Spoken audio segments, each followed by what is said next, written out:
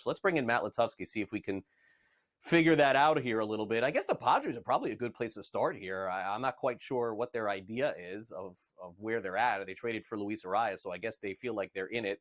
Darvish, by the way, won his 200th career game, Matt, over the weekend. That's 200 between Major League Baseball and overseas combined. Only Hiroki Kuroda and Hideo Nomo have more, and he is going to pass them.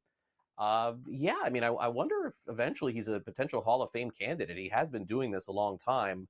Yeah, I don't think so right now. I think he probably has to keep going, but the days of seeing pitchers who win 300 are completely gone. It's really fascinating to see what kind of career he's carved out for himself.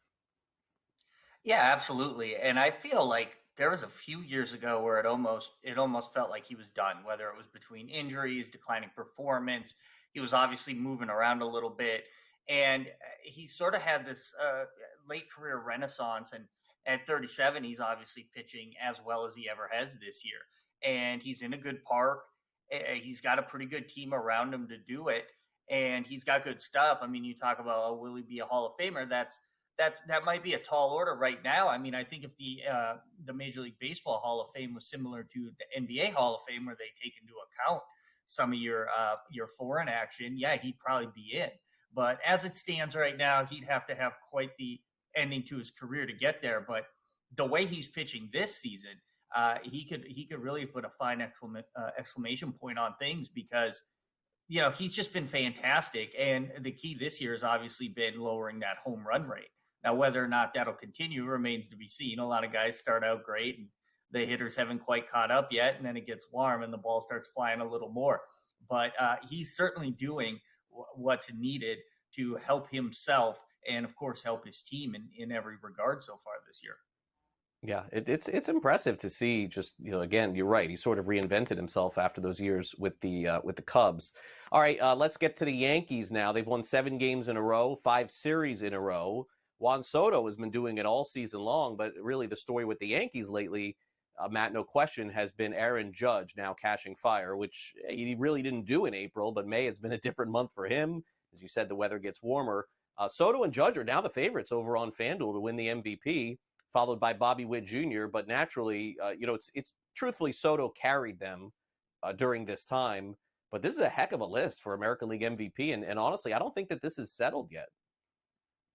No, there's still going to be a lot of jockeying for position here, especially if the Astros can put together any sort of serious run. I think Kyle Tucker is someone to very much take seriously. Anytime you have teammates at the top of the board, you're worried they're going to kind of split the vote. But with the Yankees, it's interesting for a team that's playing so well and doing so well. Those two guys really stand out offensively as the guys who are carrying them. And with Judge, it's more so the power department. He's getting on base too, whereas Soto's been a little bit more complete. So it'll be really interesting to see how that continues. But especially with some of the other players on that roster, there's certainly injury concerns, already dealing with some injuries. So will they be able to keep it up?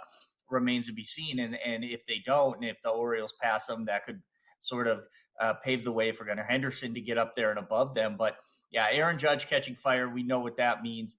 He's going to go off, and Soto's really been doing it all year as the steady hand. So I would think between those two, he has a little bit of the upper hand in that regard.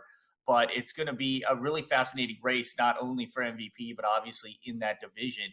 And I think the rest of the summer is obviously going to tell us a lot about that.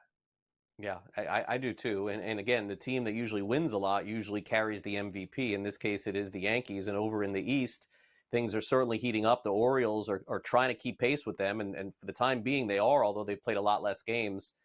Right now, the Yankees are the favorites to win the division, followed by Baltimore. And there is Tampa Bay climbing a little bit here. I don't want to discount them, Matt, at all, because I still think they're very much in this. I don't feel that about Boston. And my gosh, what a disappointing season for the Toronto Blue Jays, right? Like, I think they're going to probably have to take a look in the mirror next month.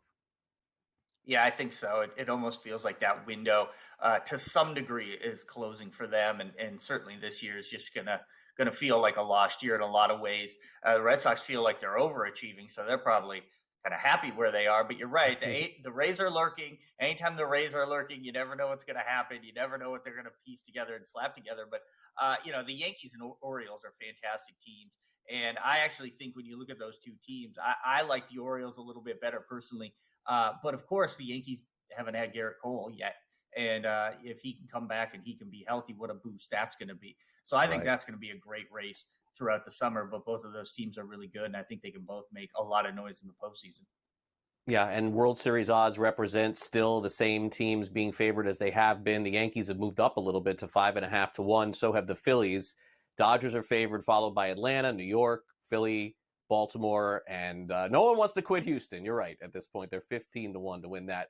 Real quick, Matt, before we go, this is gonna be a great game today. Like a rare Monday afternoon game featuring two of the best pitchers in the league right now. How about that? Dylan Cease facing off against Reynaldo Lopez of the Braves. They're going to play a doubleheader today.